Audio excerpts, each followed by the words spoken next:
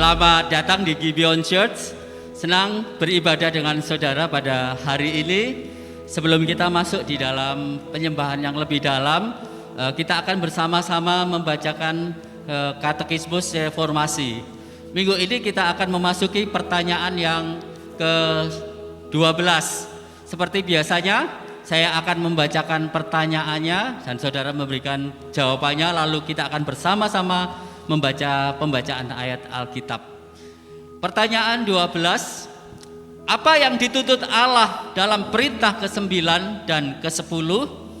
Ke-9, bahwa kita tidak boleh berbohong atau menipu, tetapi mengatakan kebenaran dalam kasih.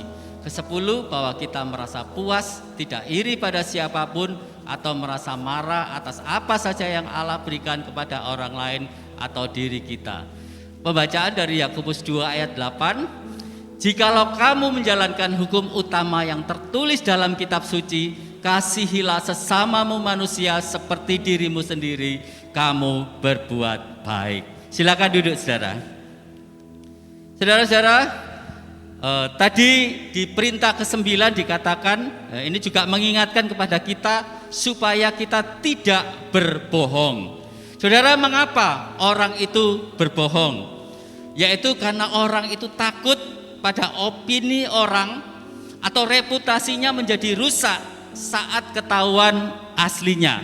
Maka sebab itu dia berbohong atau berdusta.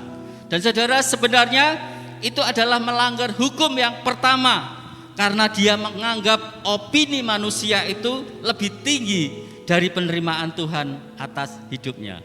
Saudara, melalui karya Kristus kita tahu bahwa anugerahnya itu tidak hanya mengampuni kita, tetapi juga membenarkan kita, membuat kita dihargai, diterima, dan kita berkenan di hadapannya. Sehingga kita tidak perlu lagi mencari penerimaan diri dari orang lain dengan cara berbohong atau berdusta. Dan sedangkan perintah yang ke-10 mengingatkan kita untuk kita merasa puas dan bersyukur atas apa yang Tuhan berikan kepada kita. Kita bukan puas hanya dengan berkat-berkatnya, tetapi kita bisa berkata bahwa Tuhan itu adalah segala-galanya bagi kita. Saudara, ketidakpuasan terhadap Allah sebenarnya adalah dosa yang cukup serius, karena Allah sudah memberikan yang terbaik bagi kita, yaitu dirinya sendiri. Dia sudah mati di atas kayu salib untuk kita, dan itu seharusnya membuat kita puas dengan Allah. Sebaliknya saudara, ketika kita mulai tidak puas, maka kita mudah terjebak pada dosa yang berikutnya, yaitu kita menginginkan milik orang lain. Sehingga ketika kita gagal untuk mendapatkannya, maka kita membenci orang itu, menyalahkan Tuhan, dan juga menyalahkan diri sendiri. Saudara-saudara, biarlah hari ini kita belajar bahwa penerimaan Tuhan itu sudah cukup bagi kita, serta kita bisa merasa puas dengan Allah. Amin. Mari kita sama-sama bangkit berdiri. Saudara, sebelum kita berdoa, mari kita sama-sama nanti kita bertobat dan mengizinkan Tuhan untuk mengungkapkan apa yang menjadi berhala kita, sehingga kita seringkali berdusta dan merasa tidak puas.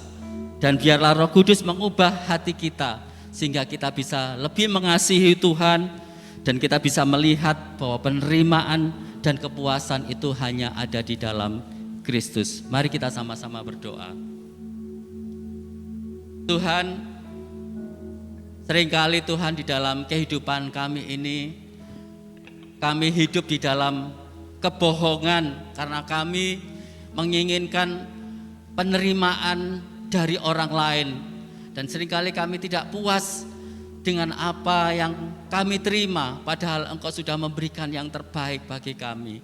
Biar Tuhan, saat ini kami mau bertobat dan mengakui di hadapan-Mu. Biar Engkau mengubahkan hati kami, dan kami hanya melihat Engkau saja, Kristus, yang sudah menerima diri kami, dan Engkau sudah memberikan yang terbaik bagi kami, sehingga kami bisa merasa puas di dalam Engkau. Terima kasih Tuhan, hanya di dalam nama Bapa, Putra, dan Roh Kudus kami sudah berdoa. Amin.